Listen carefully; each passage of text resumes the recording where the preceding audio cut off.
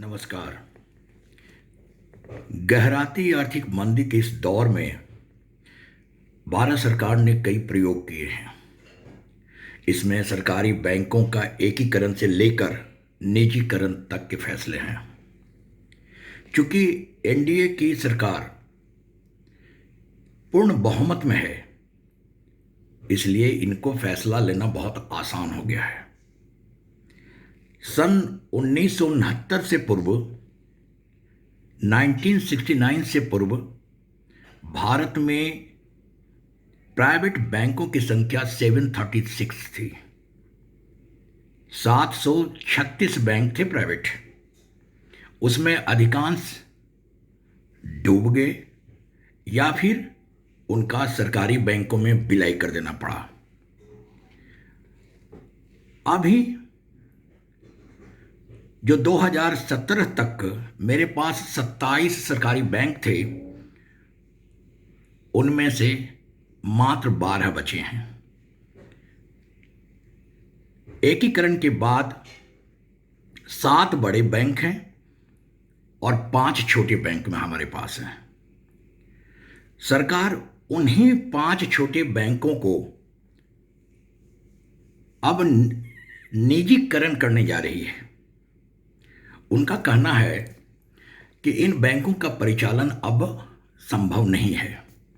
उसमें bank of Maharashtra, bank of India, central bank, Indian overseas bank और Punjab Sindh bank है। इनकी वजह से एनपीए 9.9% तक बढ़ने का उम्मीद किया जा रहा है। होता यह है कि सरकार की पॉलिसी बैंकों को घाटे में धकेलती है। जैसे बैंकों पर असंभव लक्ष्य कर्ज का निर्धारित कर देती है। बहुत कम समय में पेपर को जांचना, परखना और कर्ज देना उद्योगपतियों को, बैंकों को महंगा पड़ रहा है। कर्ज डूब जाते हैं, लौटते नहीं हैं।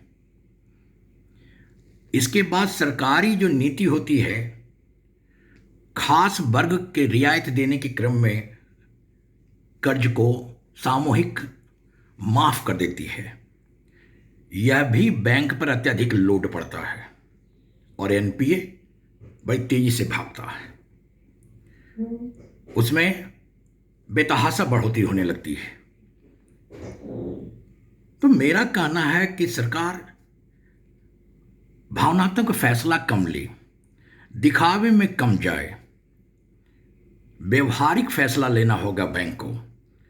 नहीं तो अगर यह पब्लिक सेक्टर पर से आम जनता का यह विश्वास अगर उठ गया, तो फिर भारत को गृह युद्ध से कोई नहीं बचा सकता।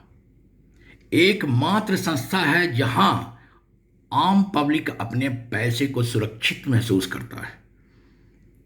लेकिन जो ही इस पर से विश्वास उठेगा,